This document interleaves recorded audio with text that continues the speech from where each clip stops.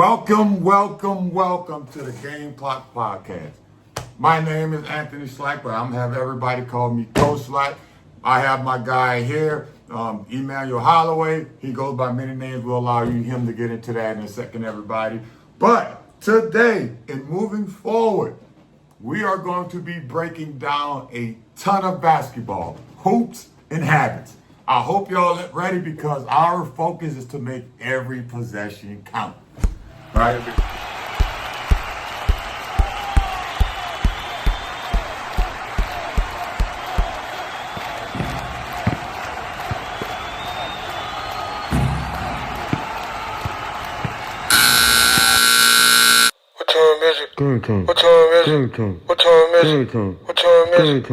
We're going to dive right into it, right? As you all, some of you may know me, for a lot of you all probably won't know me. My name is Anthony Slack, graduate of Illinois State University. Go Redbirds. Played professionally for a very long time.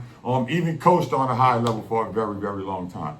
Right now, I am currently coaching youth basketball, OGP Arizona, out here in Arizona. This is my third or fourth year coaching. I've coached third, fourth, fifth, helped assist, sixth, seventh. So I'm very renowned in the basketball world and very experienced, right? So one of the things I'll always talk about is my experience on and off the court, via a player, via a coach, or also just via a fan. That is what I'm going to shed light on through my experiences as I share this information with you all. And then my guy, Emmanuel Holloway, I know you got a lot of your stories similar to mine, E. Emmanuel Holloway, on this podcast, I'm going by Coach E because today is about us linking up and being able to communicate basketball. I'm a son, husband, a mentor. I'm from Carterville, Georgia. I'm an Illinois State alum. That's how me and Slack linked up. Played overseas as well. Definitely played on the team with Slack a couple of times. I've been training. I've been training for 8 years. That's the experience that I got. And I love training. I love the whole development process. And the reason being is my passion comes from teaching players that true growth happens when discipline meets freedom, when the framework meets the flow of performance. Like, you got to have the discipline, but you cannot second guess yourself. You got to get out there and hoop. And the way you do that is by having amazing people like Slack around you to where you can assess what you're doing right. You know what I'm saying? That's just how we operate as a brotherhood. So I'm super excited. Slack, let them know what we're going to be doing and what they can foresee in their future. Awesome. Yep, awesome. And so before we dive into that, I got to share some light on our relationship, right? A lot of people don't understand truly how basketball can bridge the gap in relationships in the family aspect, right? We talk about that a lot. You know, we met at Illinois State, both was junior college products, right? Yeah. Really just grew and built a relationship with each other on and off the court. Had some great memories in college, right? I was a year older, went to start my professional career, and it just so happened by the grace of God, right, we end up playing together. And I tell people this story from my younger kids to my parents, E, is that knowing your role, right? Yeah. I was a guy that was basically a glue guy on the team. I was never the best guy, but I was always trying to be the best in my role, right? Yeah. In my eyes, you were one of those guys that you knew your role, you could be a leader, but you knew what your superpower was, and that was shooting the skin off the basketball, right? And as you grew and developed, right, you learned how to use that to your advantage, right? So my second year overseas, which was your first year overseas, if I'm not mistaken, we teamed up in Germany, and it's crazy how it worked out, right? You go over to Germany, I'm trying to heal from an injury I had, and you're setting the league on fire, right? I think you were leading the league in score, but on a team that just needed some pieces, right? And I get the call, hey man, I'm ready to go, right? And you say, hey, I'm trying to help you get over here. And so I end up getting over there, and it's crazy how the dynamic duo work where you can go ahead and take control of the leading aspect of the team, the scoring aspect of the team, and I'm going to do the dirty work. I'll be the rebounding guy. I'll be the defensive guy, right? I'll be the energy guy. Block shots, I'll be the energy guy. And then we had teammates who had roles and knew their roles, right? And so we can get to talk about this all day, but it just goes to show you how if you understand who you are as a player, right? Yeah. And then who you have surrounding you and understand who your teammates are, that you all can maximize each other's, right, skill set. And that's kind of what we're going to be talking about here a lot, right? The game time podcast, everybody, just so you all know, right?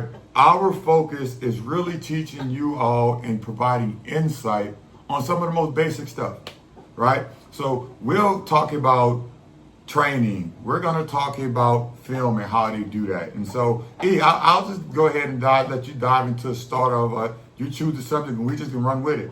All right, so we talked about this earlier and you just brought it up, so we just jump right into watching film. I know you mentioned that.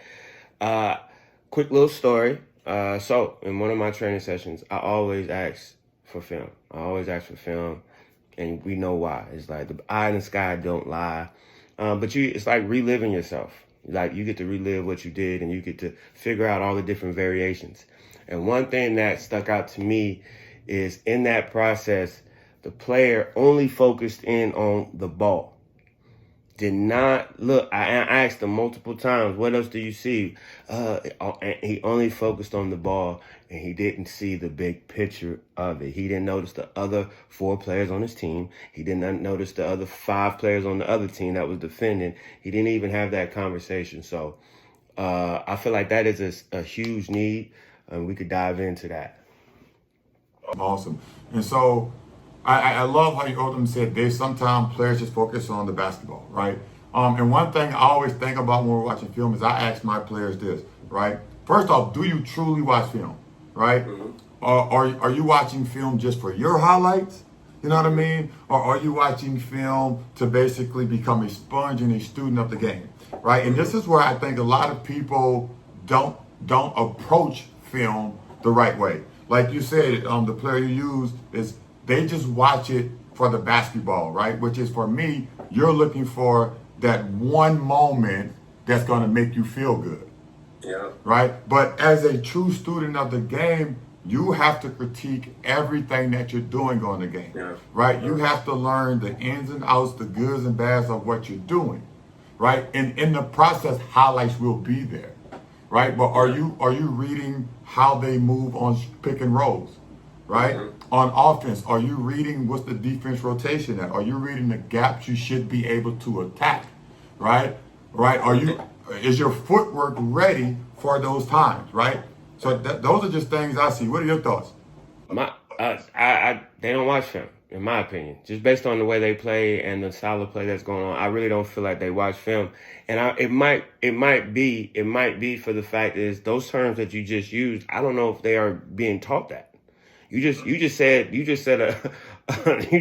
some basketball terms that I know for a fact in the situation. When I asked him what did he see, and I asked multiple players, this ain't just one. There's only one player that I know that can do that right now, and he's playing Division I basketball. And so I feel like this is the thing that separates players. You know what I'm saying? And those basketball terms. That's how I see it. And I'll ask you this, because this is the question I think we all need to do a better job of, is first off, when you do watch film, like what are your expectations like after watching it, right? Because a lot of people, like we always allude to, is this is a highlight reel culture we're in right now. It's different than when we played, right? Everybody live for the highs and they avoid the lows.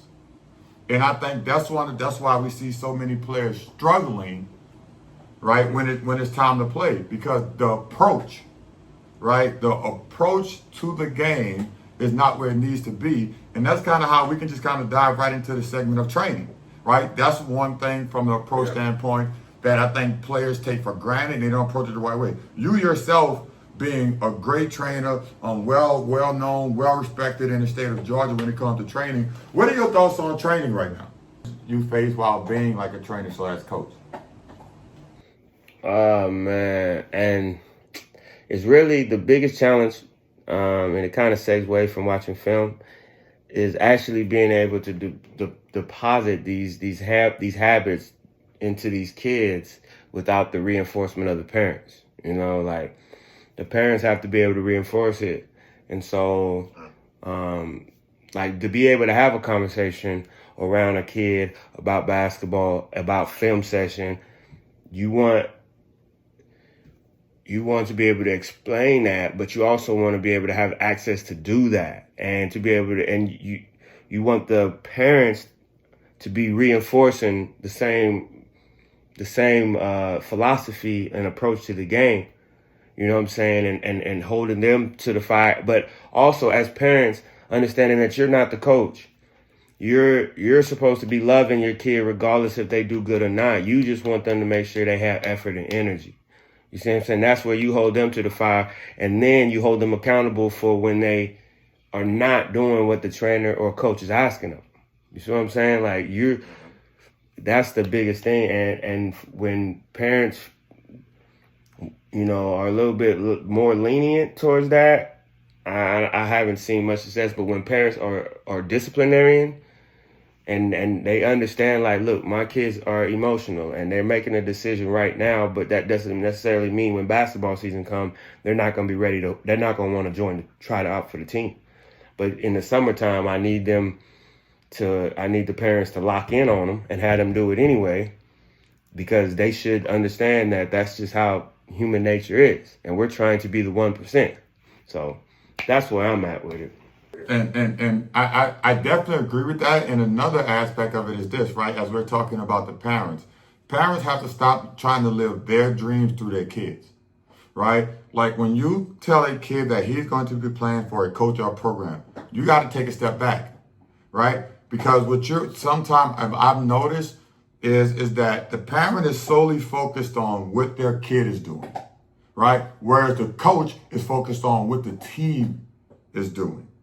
Right? And so that becomes a conflict, because the parent sees something one way, the coach has a different expectation, and now the parent is trying to instill certain things like shoot the ball, do this, do that, when the coach is trying to run a play. Right? And so sometimes a lot of the times I think parents get in the way, and it hinders the kid's growth and development long term, because imagine how many times you see a kid going up the court and their parents scream and they look.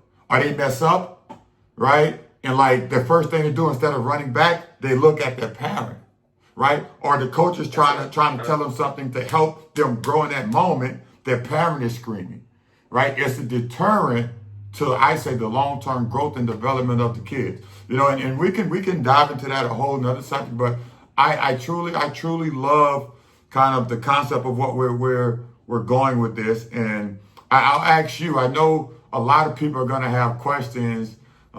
Anything you want to share or ask from the fans or anybody that's going to be watching this?